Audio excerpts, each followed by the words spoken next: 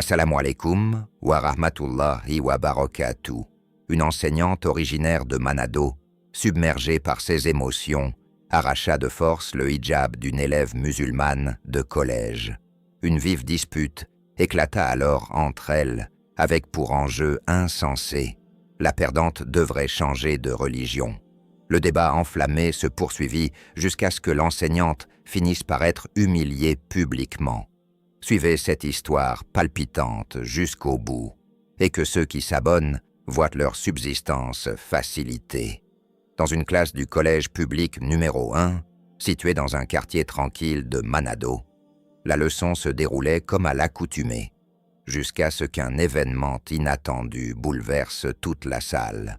Anna, une élève de 3e, au visage lumineux, la tête couverte d'un hijab blanc, écrivait calmement ses notes de cours de vie scolaire, quand soudain, son attention fut attirée par Maria, la nouvelle conseillère d'orientation, récemment mutée de Sulawesi. Maria, grande et dotée d'une voix ferme, attirait souvent les regards par son attitude provocatrice. Sans prévenir, elle s'avança d'un pas rapide vers le bureau de Anna, son ton sec et tranchant. Elle l'appela d'une voix neutre, mais chargée de pression. « De quelle importance a ce voile pour toi? Pourquoi dois-tu le porter ?» Toute la classe se retourna, avide de savoir ce qui allait se passer. Certains camarades de Hannah semblaient inquiets, d'autres observaient simplement, perplexes. Mais Maria ne s'arrêta pas là. D'un geste brusque et brutal, elle saisit le bord du hijab de Hannah et tenta de l'arracher de sa tête. La salle entière fut saisie de stupeur. Certains élèves en retinrent même leur souffle. Hannah bondit aussitôt de sa chaise, les yeux écarquillés par le choc et la colère. « Madame, qu'est-ce que vous faites ?» lança-t-elle d'une voix tremblante, mais chargée d'émotion. Maria ne recula pas. Elle soutint le regard de Hannah, avec froideur, et répliqua d'un ton arrogant. « Si ta religion est vraie, pourquoi as-tu si peur qu'on enlève ton voile? Ton Dieu n'est-il pas tout-puissant? Alors prouve-le-moi, ici et maintenant. » L'atmosphère devint électrique. Tous les regards convergeaient vers Hannah. La jeune fille se tenait droite, son corps frémissant de colère, mais aussi de la force de sa foi qui s'affermissait en elle. C'était le début d'un affrontement idéologique qui allait secouer toute l'école. Hannah inspira profondément, cherchant à calmer son cœur qui battait à tout rompre. Ses yeux, d'abord remplis de fureur, se transformèrent en un regard de conviction. Sa voix, encore légèrement tremblante, mais ferme, s'éleva. « Madame, je ne retirerai pas mon hijab. Ce n'est pas par peur, mais parce qu'il fait partie de mon identité en tant que musulmane.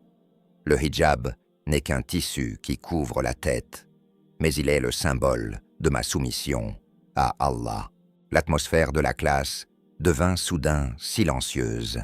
Tous les élèves restèrent bouche bée, incapables de croire qu'une fille de leur âge puisse donner une réponse aussi forte face à une enseignante clairement plus âgée et expérimentée. Maria parut surprise un instant, mais se ressaisit rapidement et lança une moquerie légère. « Oh, alors tu oses défendre ta religion, n'est-ce pas?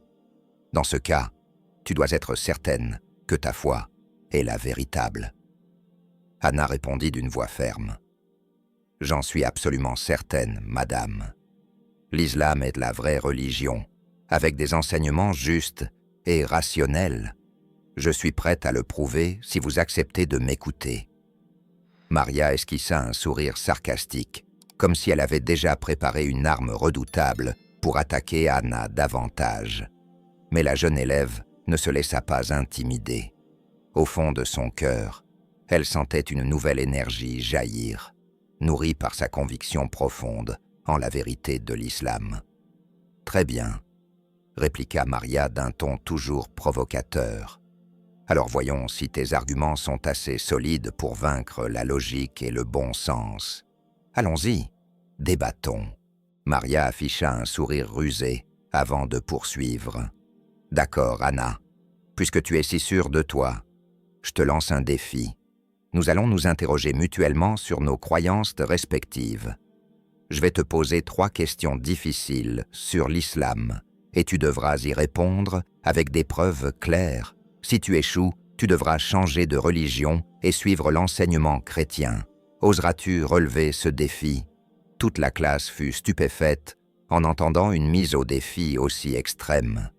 Beaucoup d'élèves s'inquiétaient pour Anna, car ils savaient que Maria était une enseignante intelligente et habile dans l'art de l'argumentation. Mais Anna esquissa seulement un léger sourire, comme si elle avait déjà préparé sa stratégie pour affronter toutes les attaques. « Avec plaisir, madame », répondit-elle d'une voix pleine de certitude. « Mais si je gagne, vous devrez reconnaître que l'islam est la vraie religion. Et si vous perdez, vous devrez vous aussi accepter de changer de foi. » Maria resta un instant interdite, peut-être surprise que Anna ose lui rendre son défi de la même manière. Après quelques secondes de réflexion, elle finit par accepter. « Très bien, nous sommes d'accord, » dit-elle d'un ton toujours confiant. « Qui veut commencer ?» Anna répondit calmement. « Moi. Allez-y, madame, commencez la première. Je suis prête à écouter vos questions. » Ainsi débuta le débat entre l'enseignante et l'élève. Plus aucun son ne se fit entendre dans la classe, si ce n'est le souffle du vent qui entrait par la fenêtre ouverte. Tous les élèves retenaient leur respiration, attentifs à chaque mot qui sortait de la bouche de Anna et de Maria. Ils savaient que ce moment n'était pas seulement une joute intellectuelle, mais aussi l'affrontement de 2 grandes croyances qui avaient façonné le monde depuis des siècles. Maria commença par la question la plus fondamentale. « Première question, » dit-elle d'un ton tranchant. « Quelle preuve as-tu que le Dieu des musulmans existe? S'il existe vraiment, peux-tu me le montrer ici et maintenant ?» Anna prit quelques secondes pour réfléchir à la réponse la plus juste. Puis là, d'une voix assurée, elle répondit « Dieu ne peut être vu physiquement, car il est le tout invisible. Mais les preuves de son existence se trouvent partout dans l'univers. Imaginez la perfection du système de vie qu'Allah a créé, depuis le système solaire jusqu'aux cellules microscopiques dans le corps humain. » La jeune fille poursuivit avec une conviction grandissante. Allah dit dans le Coran, Surat Ar-Ra'd, verset 2, « Et dans le ciel se trouve votre subsistance, ainsi que ce qui vous a été promis le jour du jugement. » L'univers tout entier est une preuve éclatante de sa grandeur. Chaque phénomène naturel, comme le lever du soleil ou le mouvement de la lune, est un signe de son existence. Madame, doutez-vous encore de la magnificence de la création de cet univers? Maria resta un instant stupéfaite par la réponse de Anna. Elle ne s'attendait pas à ce qu'une collégienne puisse avoir une compréhension aussi profonde de sa religion. Pourtant, elle tenta de dissimuler sa surprise et enchaîna avec une nouvelle question. « Deuxième question, » continua-t-elle d'un ton toujours provocateur. « Pourquoi les musulmans vont-ils en pèlerinage pour adorer la Kaaba? N'est-ce pas contradictoire avec le concept du tawhid dans l'islam que de vénérer un objet matériel ?» Anna esquissa un léger sourire, comme si elle attendait déjà cette question. « La Kaaba n'est pas un objet d'adoration, madame. Elle est le symbole de l'unité des musulmans et le centre du culte établi par Allah. Le pèlerinage est l'un des piliers de l'islam, accompli pour se rapprocher d'Allah et non pour adorer ce bâtiment. » La jeune fille continua d'une voix plus ferme encore. Dans la sourate Al-Hajj, verset 27, il est dit qu'Ibrahim, paix sur lui, a construit la Kaaba comme maison de culte pour adorer l'unique Dieu. Allah dit « Et nous indiquâmes à Ibrahim l'emplacement de la maison, ne m'associe rien. Purifie ma maison pour ceux qui tournent autour, pour ceux qui se tiennent debout en prière, pour ceux qui s'inclinent et se prosternent. » Maria resta un instant silencieuse, absorbant chaque mot qui venait de la bouche de Anna. Elle cherchait désespérément une faille dans cet argumentaire. Mais la réponse de la jeune fille paraissait solide, presque inébranlable. Peu à peu, tous les élèves de la classe commencèrent à sentir que Anna prenait l'avantage dans ce débat. Ils la regardaient avec respect, comme s'ils assistaient à la lutte d'une combattante spirituelle défendant la vérité de sa foi. Maria, qui ne voulait manifestement pas céder, même si ses arguments commençaient à vaciller, lança sa troisième question d'une voix plus tranchante et provocatrice. Elle croisa les bras sur sa poitrine et déclara « Pourquoi existe-t-il des musulmans qui deviennent terroristes? N'est-ce pas la preuve que l'islam contient des enseignements de violence ?» La voix de Maria résonna dans toute la salle, glaçant certains élèves qui tremblaient sur leurs chaises. Mais Anna esquissa seulement un léger sourire, comme si elle attendait cette question depuis le début. D'une voix ferme mais calme, elle répondit « Le terrorisme est une déviation des enseignements de l'islam, madame. L'islam est une religion de paix qui interdit très clairement le meurtre sans raison. Dans le Coran, sourate Al-Maïda, verset 32, il est dit que tuer une seule âme revient à tuer l'humanité entière. » Anna poursuivit d'un ton de plus en plus assuré. Les terroristes ne représentent donc pas l'islam. Ce sont des personnes qui comprennent mal la religion ou qui sont égarées par des idéologies extrémistes. Par exemple, le prophète Muhammad lui-même est un symbole de paix et de tolérance. Jamais il n'a enseigné la violence sans raison. Bien au contraire, il a toujours insisté sur l'importance de la compassion, de la justice et du pardon. Maria resta stupéfaite en entendant cette réponse. Elle tenta de trouver une faille pour contre-attaquer, mais les arguments de Anna semblaient trop solides pour être ébranlés.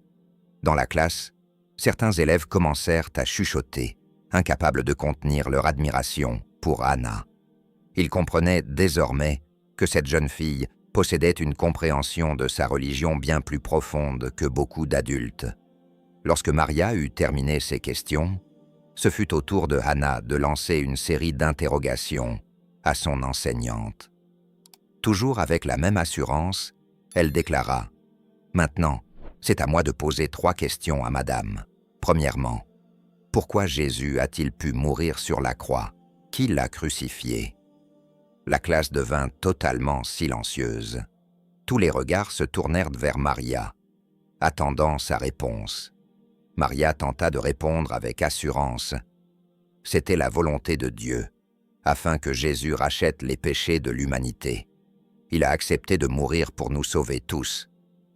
Mais Anna l'interrompit aussitôt, un léger sourire aux lèvres. Si Dieu peut mourir, est-ce logique? Dieu peut-il vraiment mourir? Comment quelque chose d'éternel et de tout-puissant pourrait-il périr? Ou bien cela ne prouve-t-il pas que Jésus n'était pas Dieu? La classe explosa en murmures et en chuchotements.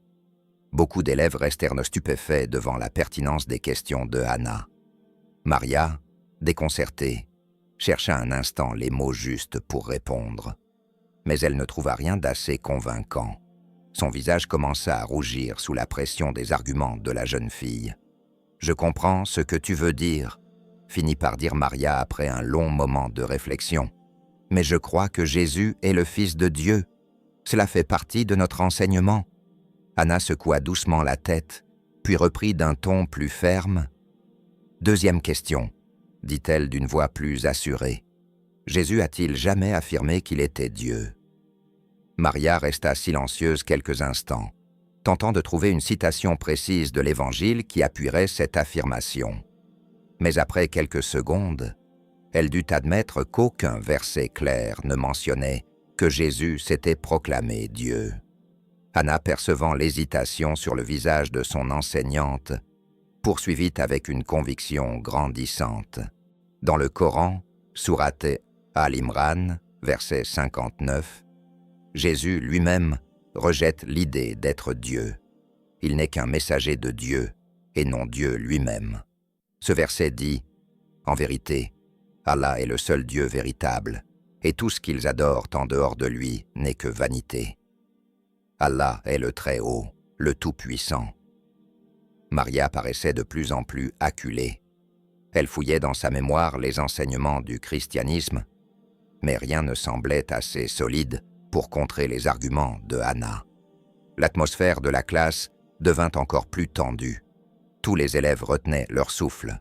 « Dernière question », lança Hana d'une voix vibrante d'émotion. « Jésus est-il Dieu ou homme ?» Cette fois, Maria resta totalement muette. Elle ne pouvait donner de réponse définitive, car même au sein du christianisme, l'identité de Jésus faisait débat. Certains groupes le considéraient comme Dieu, tandis que d'autres le voyaient comme un simple homme choisi par Dieu pour être prophète. Hana conclut d'un ton ferme et assuré. L'islam enseigne que Jésus est un grand prophète envoyé par Allah pour guider l'humanité. Il n'est pas Dieu, mais un serviteur parfait d'Allah. La sourate An-Nisa, verset 171, dit « Ô gens du livre, n'exagérez pas au sujet de votre prophète et ne dites pas « Dieu, Dieu » à propos de Isa, fils de Mariam. Et encore, professez la foi en Allah, l'unique, et lui seul suffit comme Seigneur. » Maria finit par baisser la tête, incapable de répondre à la dernière question de Hana. Des larmes commencèrent à couler sur ses joues. À mesure que la prise de conscience pénétrait lentement son esprit, toute la classe demeurait stupéfaite, incapable de croire ce qui se déroulait sous leurs yeux. Lorsque le débat prit fin, Maria se leva de sa chaise d'un pas lent et lourd. Elle se tint au milieu de la salle, les yeux embués de larmes. D'une voix tremblante, elle déclara « J'ai perdu, Hana. J'avoue que l'islam est la véritable religion. Je ne peux plus nier la grandeur d'Allah que tu as expliquée avec tant de clarté. » Toute la classe fut bouleversée par cet aveu. Certains élèves laissèrent même échapper des larmes, partagées entre l'admiration pour Hana et l'émotion intense de ce moment. Maria poursuivit d'un ton plus doux. « Je veux demander pardon pour mon comportement insensé et je veux annoncer mon intention d'embrasser l'islam. Qu'Allah accepte ma sincérité. » Hana sourit largement. Son cœur débordait de gratitude et de fierté. Elle s'avança vers Maria et posa doucement sa main sur son épaule. « Bienvenue dans ta nouvelle maison, madame. Nous sommes tous prêts à vous aider à en apprendre davantage sur l'islam. » L'histoire se répandit rapidement dans toute l'école, puis dans la ville de Manado, et jusque dans les coins les plus reculés de l'Indonésie. Les médias locaux couvrirent l'événement en profondeur, et il devint viral sur les réseaux sociaux. Beaucoup furent inspirés par le courage et le savoir de Hana, ainsi que par le cheminement spirituel si bouleversant de Maria. Ce fut un moment gravé à jamais dans la mémoire de tous ceux qui étaient présents ce jour-là. Une lutte de foi emplie d'émotion, de fermeté et de vérité